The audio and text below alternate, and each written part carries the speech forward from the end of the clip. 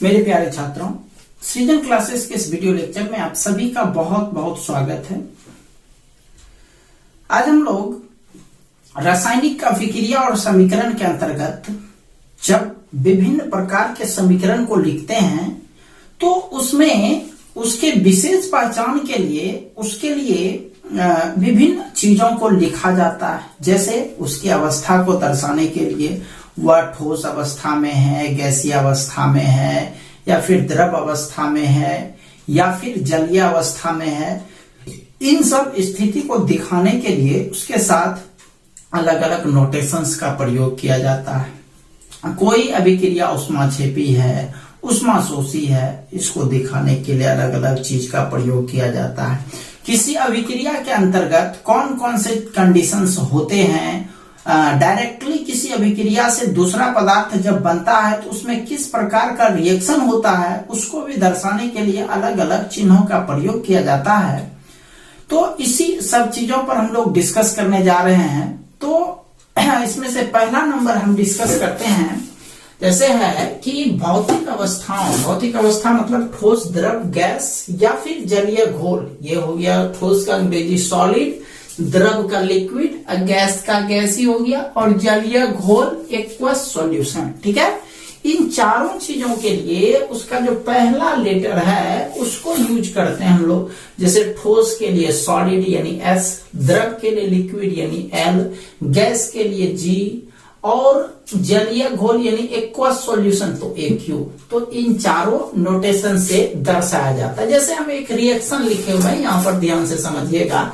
Fe मतलब लोहा हो गया, लोहा एक ठोस पदार्थ है तो सॉलिड दे दिए F। H2O जल है, जल का सूत्र है, सॉरी जल है तो यहाँ पर लिक्विड। ठीक है, अच्छा उसके बाद Fe3O4 तो ये हो गया Fe3O4। ये जो है एक ठोस है, और H2 एक गैस है, इसलिए G का प्रयोग किया गया। ठीक है, चलिए नेक्स्ट आते हैं। दूसरा है सांद्रता को रासायनिक सूत्र से पहले तनु या सांद्र लिख करके दर्शाया जाता है। ये तनु और सांद्र का मतलब क्या है, इसको जरा सा समझिए। तनु एक शब्द होता है तनी को चाहिए। तनी मतलब क्या होता है? तनी मतलब छोटा, बहुत कम।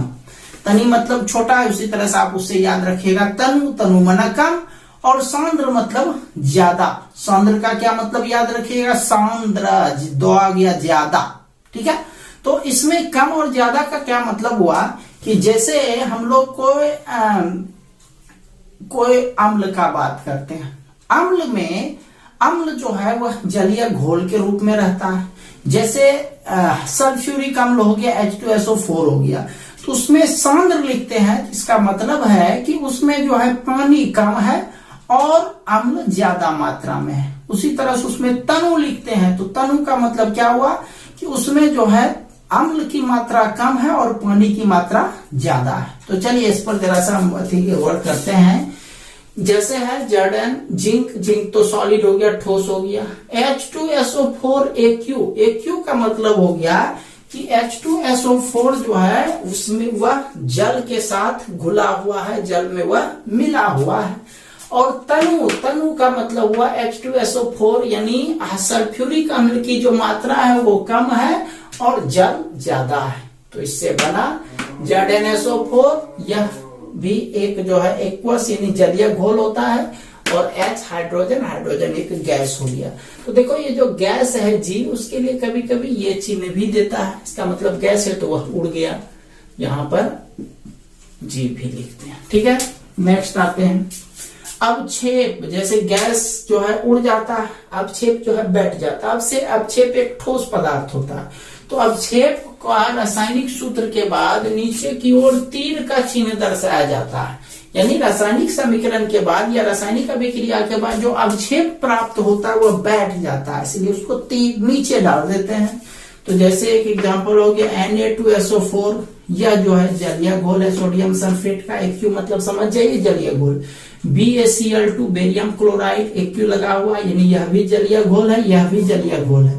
दो जलीय घोल के बीच रिएक्शन किया गया तो हमको क्या बना, बेरियम सल्फेट, जो एक ठोस पदार्थ है, BSO4 सॉलिड। तो यह जो है अवक्षेप के रूप में प्राप्त होता है, इसलिए इसमें तीर का चिन्ह नीचे दे देते हैं, प्लस NaCl, यह जो है जलीय घोल के रूप में मिल जाता है। ठीक है, जितना भी हम समीकरण लिखे हैं वो सारे समीकरण पहले से संतुलित किए हुए रहते हैं। यदि संतुलित नहीं है तो आपको संतुलित उसको कर देना है। चलिए नेक्स्ट आते हैं। आवश्यक शर्तों को तीर निशान के ऊपर या नीचे लिख करके दर्शाया जाता है। यहाँ पर तो खैर जलीय था, यहाँ पर ठोस था, जलीय था और तनु था, उसी तरह से सांद्र भी हो सकता था। लेकिन इसमें क्या है, कुछ और शर्त, यानी इसको जो रिएक्शन कराएंगे कुछ और शर्तों के साथ, तो उसको दर्शाने के लिए जो है तीर जो देखते हैं उसके ऊपर या नीचे जो चीज एक्स्ट्रा करना होता है उसको हम लिख देते हैं। जैसे CO गैस है, कार्बन मोनोऑक्साइड, H2 गैस है G, इसको रिएक्शन कराते हैं तो CH3OH, CH3OH हो गया, मेथेनॉल हो गया। ठीक है, ये अल्कोहल हो गया, मिथाइल अल्कोहल भी इसको बोल सकते हैं। ये देखिए इसको क्या किया गया, इसको 340 एटमॉस्फेयर, ATM माना एटमॉस्फेयर, यानी यह जो है वायुमंडलीय दाब है, दाब का संकेत है। इस दाब पर जो है इतना दाब पर इसको रिएक्शन किया गया। और उत्प्रेरक, उत्प्रेरक का मतलब होता है, उत्प्रेरक वह जो है क्रिया करने का गति को बढ़ा देता है। आप एक छोटा सा एग्जांपल समझो, जैसे आप घोड़ा पर सवारी कर रहे हो, घोड़ा आराम से जा रहा है, ठीक है। अब जो है घोड़ा आराम से जा रहा है, आपको लग रहा है आपको पहुंचने में देरी हुआ, मारे घोड़ा सटाक से दौड़ने लगा। तो यह जो स्पीड हुआ तो क्या हुआ, एक लाठी मारे तब तुरंत उड़ने लगा घोड़ा, दौड़ने लगा, है ना। तो क्या हुआ कि उसको जैसे आप लाठी मारे, जैसे आप छड़ी से उसमें पीटे, तैसे उसमें स्पीड आ गया। तो वह छड़ी जो है उसके लिए उत्प्रेरक का काम करता है। छड़ी क्या करता है, उत्प्रेरक का काम करता है। या फिर आप देखिएगा कि घोड़ा जब बहुत स्पीड हो रहा है, गिरने का संभावना है, तो तुरंत उसका जो अथी होता है, मतलब क्या कहते हैं, वो मुंह से जो पकड़ा रहता है, यानी रस्सी को तुरंत घिसते हैं, नाल को तुरंत घिसते हैं, उससे क्या होता है, घोड़ा का स्पीड रुक जाता है। ठीक है, तो उसी तरह से यहाँ पर भी रसायन में भी कुछ ऐसा पदार्थ होता है जो अभिक्रिया की गति को बढ़ा देता है या फिर घटा देता है। तो उस चीज का नाम है उत्प्रेरक। क्या नाम है, उत्प्रेरक। तो यहाँ पर भी उत्प्रेरक मतलब इसके गति को बढ़ाने के लिए इसका प्रयोग किया जाता है ताकि रिएक्शन तेजी से हो। तो यहाँ पर 340 एटमॉस्फेयर, 340 वायुमंडलीय ताप पर उत्प्रेरक डालने से यह चीज बनता है, CH3OH, यानी ये हो गया मेथेनॉल या फिर मेथिल अल्कोहल भी इसको बोल सकते हैं। चलिए नेक्स्ट पॉइंट पर चलते हैं। CaCO3 या कैल्शियम कार्बोनेट बोल सकते हो, या संगमरमर बोल सकते हो, या खरिया बोल सकते हो, या चौक बोल सकते हो। ये सॉलिड है, ठोस होता है। इस उष्मा मतलब उस पर हीट दिया गया, गर्मी दिया गया, इससे जो है यह दो पार्ट में बट गया। कैल्शियम ऑक्साइड, जो किसको कली चूना भी कहते हैं, जो ठोस होता है, और CO2 यानी कार्बन डाइऑक्साइड, यानी जो एक गैस होता है, इस दोनों में दो पार्ट में बट जाता है। ठीक है, तो ये हो गया अगला प्रॉपर्टी इसका। नेक्स्ट आते हैं उष्मा छेपी। कल भी पढ़ाए थे हम उष्मा छेपी और उष्मा शोषी, यानी उष्मा छेपी में उष्मा निकलता है, उष्मा शोषी में उष्मा का शोषण होता है। तो यदि उष्मा छेपी अभिक्रिया है तो उसमें जो है प्लस लिख करके उष्मा या ऊर्जा लिख दिया जाता है, इस दोनों में से कोई एक लिख देंगे। और उसी तरह उष्मा शोषी अभिक्रिया है तो उसमें माइनस का चिन्ह दे करके उष्मा या फिर ऊर्जा लिख देंगे। ठीक है, इसी से दर्शाते हैं। जैसे कार्बन ठोस है, सॉलिड, ऑक्सीजन गैस है G, इससे बना कार्बन डाइऑक्साइड, यह भी एक गैस हो गया। तो यह जो अभिक्रिया है यह एक उष्मा छेपी अभिक्रिया, इसमें उष्मा उत्पन्न होता है, इसीलिए प्लस उष्मा। और उष्मा ऊर्जा का ही एक रूप है, इसीलिए उष्मा के साथ आप ऊर्जा ब्रैकेट में दे सकते हैं, या सिर्फ ऊर्जा दे सकते हैं, या सिर्फ उष्मा दे सकते हैं। चलिए दूसरा है N2 जो गैस है, O2 जो गैस है, नाइट्रोजन और ऑक्सीजन दो गैस है, इसको रिएक्शन करने पर नाइट्रोजन ऑक्साइड बना तो H2NO, यह भी एक गैस हो गया। तो इसमें क्या होता है, उष्मा जो है का शोषण होता है, उष्मा अवशोषित होता है, इसीलिए माइनस उष्मा लिखे। उष्मा जो है ऊर्जा का एक रूप है। तो ठीक है, तो यह था कि रासायनिक समीकरण में भौतिक अभिक्रिया अवस्थाओं के संकेत को किस तरह से दर्शाना है उसके बारे में हमने डिस्कस किया। चलिए इसका एक स्क्रीनशॉट ले लीजिए अच्छे से। चलिए ठीक है, चलते हैं नेक्स्ट टॉपिक पर।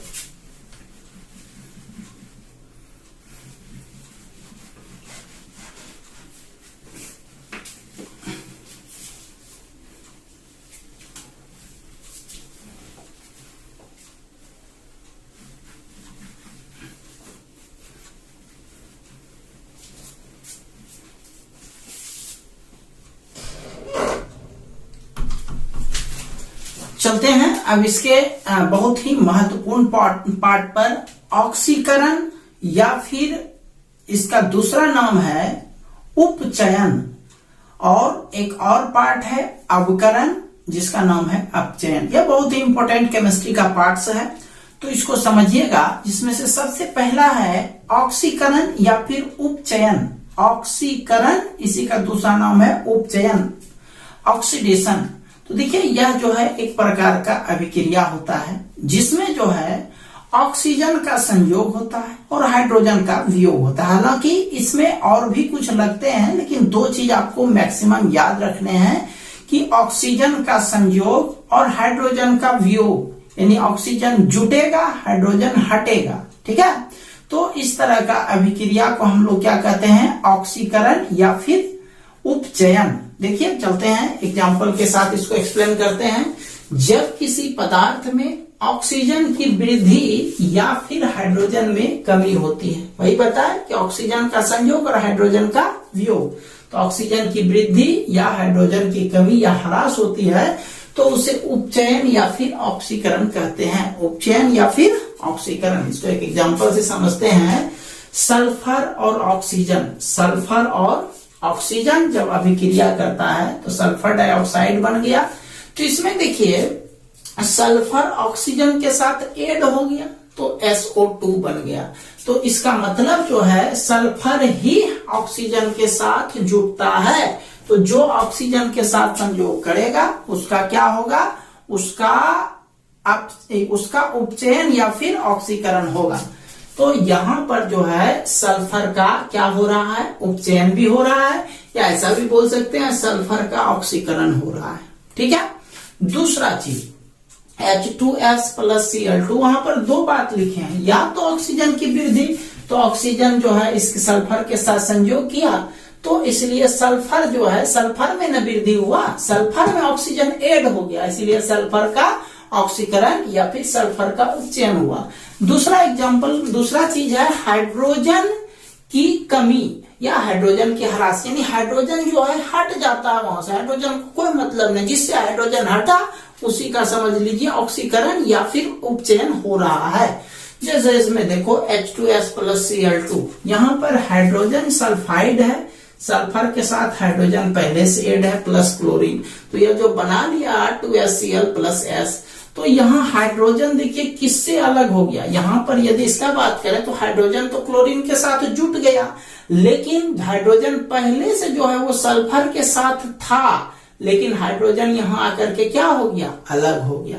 हाइड्रोजन क्या हो गया, अलग हो गया, इसीलिए H2S का उपचयन, H2S का उपचयन या फिर H2S का ऑक्सीकरण, ये दोनों लिख सकते हैं। ये ध्यान रखिएगा कि ऑक्सीकरण या फिर उपचयन ये जब भी लिखना है वो तीर के पहले वाला मान को लिखना है, बाद वाला नहीं लिखना है।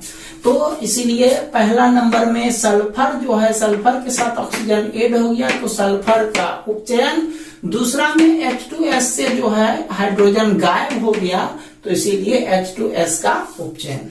याद रहा, हाइड्रोजन का जुटना और ऑक्सीजन का हटना, ये ऑक्सीकरण या फिर उपचयन कहलाता है। ठीक, जस्ट अगला है अवकरण। अवकरण या फिर अपचयन, दोनों का अ से होता है, अवकरण या फिर अपचयन। यह जस्ट जो है ऑक्सीकरण का उल्टा है, ऑक्सीकरण का उल्टा है। ऑक्सीकरण में हाइड्रोजन जुटता था और ऑक्सीकरण में जो है ऑक्सीजन जुटता था और हाइड्रोजन हटता था। यहाँ पर ठीक इसका उल्टा हो रहा है। यहाँ पर हाइड्रोजन जुटता है और ऑक्सीजन हटता है, यानी हाइड्रोजन का संयोग होता है और ऑक्सीजन का वियोग होता है। हाइड्रोजन के मान में वृद्धि होती है, ऑक्सीजन के मान में कमी होती है, ह्रास होती है। ठीक है, चलते हैं दूसरा पर, अपचयन या फिर अवकारण, रिडक्शन।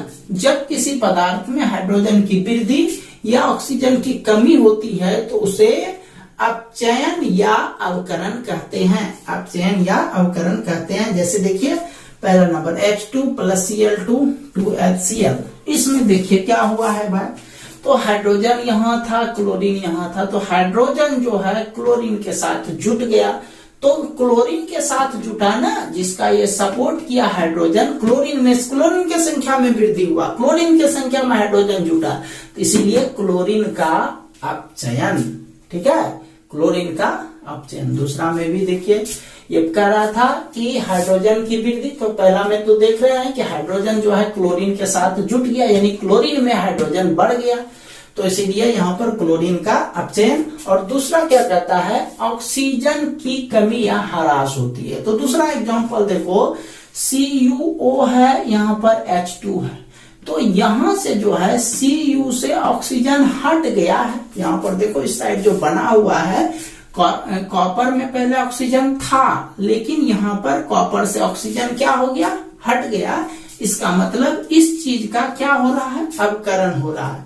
इसलिए यहाँ पर लिखा गया CuO का अवकरण या फिर अपचयन। ठीक है, इसमें कंफ्यूज करने का जरूरत नहीं है, दोनों एक ही चीज है, इसको आप लोग याद रख लीजिएगा एज ए एग्जाम्पल भी, इस पर ध्यान दिए आप लोग। तो पहला समझ गए इसमें कि क्लोरीन के साथ हाइड्रोजन जुट गया, इसीलिए क्लोरीन का अपचयन। और इसमें देखे कि CuO से ऑक्सीजन हट गया, इसीलिए CuO का अपचयन। जब भी आपको अपचयन या अपचयन लिखना है, वो तीर के पहले वाला मान ही लिखना है, तीर के बाद वाला नहीं लिखना है, यानी प्रतिकारक वाला मान ही ऑक्सीकरण या फिर अपकरण होता है। ठीक है, चलिए नेक्स्ट डेफिनेशन है रेडॉक्स अभिक्रिया। रेडॉक्स, जरा सा ध्यान दीजिएगा, रेडॉक्स ऊपर पर जो दो को हम डेफिनेशंस लिखे हैं, एक था अपचयन जिसका अंग्रेजी होता है रिडक्शन, एक था अपचयन जिसका अंग्रेजी होता है रिडक्शन। तो इसका 3 अक्षर ले लीजिए, रेड। और दूसरा था उपचयन जिसका अंग्रेजी होता है ऑक्सीडेशन, उसका 2 लीजिए। तो इसको यदि मिलाइएगा तो रेड और ऑक्स होता है ना, इसका रेड इसका ऑक्स, इसी से बन गया रेडॉक्स। मतलब आप ये समझ लीजिएगा कि रेडॉक्स अभिक्रिया जो होता है वह ऑक्सीकरण अभिक्रिया और अवकरण अभिक्रिया का ही संयुक्त रूप होता है, या वह उपचयन और अपचयन अभिक्रिया का संयुक्त रूप होता है। यानी यदि किसी अभिक्रिया में ऑक्सीकरण भी होता है और अवकरण भी होता है तो उसी का नाम है रेडॉक्स अभिक्रिया। ठीक है, एग्जांपल से समझते हैं। अब उपचयन एवं अपचयन अभिक्रिया के संयुक्त रूप को रेडॉक्स अभिक्रिया कहते हैं। जैसे PbO, ये हो गया एक तरह से लेड ऑक्साइड प्लस कार्बन, ये बन गया 2Pb + CO2। यहाँ पर ध्यान देने वाला बात है, PbO में ऑक्सीजन था, ध्यान दीजिएगा, PbO में ऑक्सीजन था, लेकिन इधर से वहां गए तो देखिए Pb से ऑक्सीजन गायब हो गया, तो ऑक्सीजन का ह्रास हो गया। और ऑक्सीजन का ह्रास देखिए क्या कहलाता है, ऊपर वाला में तो ऑक्सीजन में वृद्धि है, नीचे वाला में ऑक्सीजन का ह्रास क्या कहलाता है, अपचयन कहलाता है। तो ये अपचयन कहलाया। ठीक, अच्छा, इसमें देखिए कार्बन बेचारा अकेला था, तो इसके साथ जो है ऑक्सीजन आ गया, यानी इसके ऑक्सीजन का संयोग हुआ या ऑक्सीजन की वृद्धि हुई। तो इसीलिए यहाँ पर जो है कार्बन का क्या हो रहा है, उपचयन हो रहा है। तो आप देख लो भाई, एक अपचयन हो रहा है, एक उपचयन हो रहा है, दोनों अभिक्रिया साथ साथ चल रही है, इसीलिए यह जो अभिक्रिया हुआ यह रेडॉक्स अभिक्रिया होगा। तो रेडॉक्स अभिक्रिया का डेफिनेशन लिखिएगा, उसके बाद एग्जाम्पल को आप जैसे हम सजाए हैं उसी तरह से सजा करके लिखिएगा। ठीक है, तो समझ गए रेडॉक्स अभिक्रिया, यानी रेड और ऑक्स, रिडक्शन और ऑक्सीडेशन, यानी अवकरण और ऑक्सीकरण दोनों अभिक्रिया साथ साथ होती है रेडॉक्स अभिक्रिया। नेक्स्ट आते हैं उपचायक, देखो यहां पर उपचयन था, उसी से नया शब्द बना उपचायक। यहां ऑक्सीकरण था, उसी से बना ऑक्सीकारक।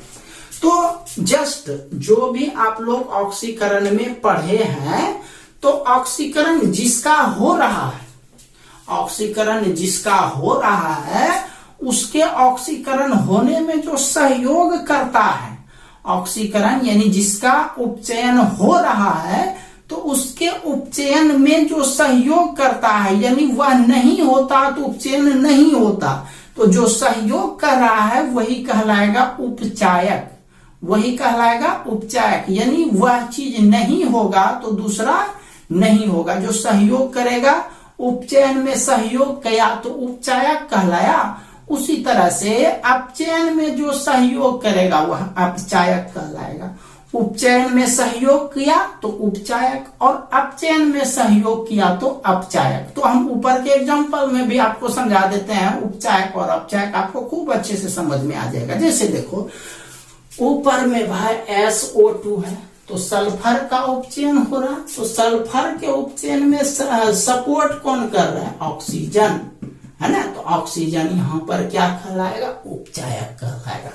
दूसरा में देखिए भाई H2S का उपचयन हो रहा है, तो H2S का जो उपचयन हो रहा है, यदि क्लोरीन नहीं होता तो क्लोरीन इससे कैसे हाइड्रोजन खींच के बाहर निकालता, तो इसका मतलब क्लोरीन के कारण यह उपचयन का क्रिया हो रहा है, इसीलिए क्लोरीन कहलाया कुछ उपचायक। समझ में आया। दूसरे एग्जांपल में देखो अपचायक पर चलते, नीचे वाला तो चलेंगे ही, इसमें पहले समझ लेते हैं अपचायक। इसमें कौन होगा भाई, जैसे देखो हाइड्रोजन क्लोरीन के साथ अभिक्रिया किया, हाइड्रोजन क्लोराइड बनाया, तो क्लोरीन हाइड्रोजन से जुड़ता है तो क्लोरीन का अपचयन हो रहा है। क्लोरीन का क्या हो रहा है, अपचयन, क्योंकि हाइड्रोजन से संयोग अपचयन कहलाता है। लेकिन ये जो हाइड्रोजन से संयोग हुआ क्लोरीन का हाइड्रोजन से संयोग हाइड्रोजन के कारण हुआ ना, तो ये नहीं रहता तो हाइड्रोजन से संयोग कैसे करता, तो इसीलिए यहाँ पर हाइड्रोजन जो हुआ वह अपचायक कहलाया। यहाँ अपचयन है तो हाइड्रोजन अपचायक कहलाएगा। दूसरा देखो, जैसे यहाँ पर CuO है प्लस H2, ध्यान दो भाई, CuO प्लस H2, यहाँ पर कॉपर से ऑक्सीजन हट रहा है, तो CuO का अपचयन हो रहा है। तो CuO का जो अपचयन कर रहा है वो किसके कारण हो रहा है, हाइड्रोजन के कारण। तो H2 जो है यहाँ पर क्या कहलाएगा, अपचायक कहलाएगा। मतलब सीधा सीधी बात, जिसका हो रहा है उसको छोड़ करके जो बचेगा वह आयक यानी अपचायक या फिर उपचायक कहलाएगा। चलते हैं इसको डेफिनेशन क्लियर कर देते हैं। हाँ देखिए, उपचायक या ऑक्सीकारक, ऑक्सीडिंग एजेंट वे पदार्थ जिसके कारण अपचयन की क्रिया होती है, वे पदार्थ जिसके कारण अपचयन की क्रिया होती है उसे उपचायक या ऑक्सीकारक कहते हैं। एग्जाम्पल, जैसे एकदम सेम चीज है, Mg+O2 है तो 2MgO बनाया, इसमें मैग्नीशियम ऑक्सीजन के साथ जुट रहा है तो मैग्नीशियम का उपचयन हो रहा है, लेकिन यह जो हो रहा है वो किसके कारण हो रहा है, ऑक्सीजन के कारण हो रहा है, तो O2 जो है क्या कहलाया, उपचायक कहलाया। वैसे ही ये सब चीज आप याद रखिएगा, किसी अदर रिएक्शन के लिए ये सब जनरली जो शब्द हैं, ये सब जो भी पदार्थ हैं, ये सारे पदार्थ क्या काम करते हैं, उपचायक की तरह काम करते हैं। जस्ट लाइक अपचायक, रिड्यूसिंग एजेंट वे पदार्थ जिसके कारण अपचयन की क्रिया होती है उसे अपचायक या अपकारक कहते हैं। जैसे CuO plus H2, Cu plus H2O, तो यहाँ पर कॉपर से ऑक्सीजन हट रहा है ना, तो CuO का क्या हो रहा है, अपचयन हो रहा है, और जब CuO का अपचयन हो रहा है तो उसको सपोर्ट कर रहा है अपचयन करने में। H2 नहीं होता तो कोई सवाल ही नहीं था उसका अपचयन होने का, इसीलिए यहाँ पर H2 क्या कहलाया, अपचायक कहलाया। उसी प्रकार अदर एग्जाम्पल में भी, अदर रासायनिक समीकरण में भी इस तरह से जो मान हम लोग लिखे हैं, चाहे कार्बन हो, सोडियम हो, मैग्नीशियम, हाइड्रोक्लोरिक अम्ल H2S हो गया, ये सारा जो है यह अपचायक का काम करते हैं। ठीक है, तो समझ गए इस चीज को? तो इसको अच्छे से नोट्स बना लीजिएगा इसका। तो अब एक दिन का और इस चैप्टर का क्लास लेंगे। मिलते हैं हम लोग कल एक नए वीडियो लेक्चर के साथ। तब तक के लिए आप सभी का बहुत बहुत धन्यवाद।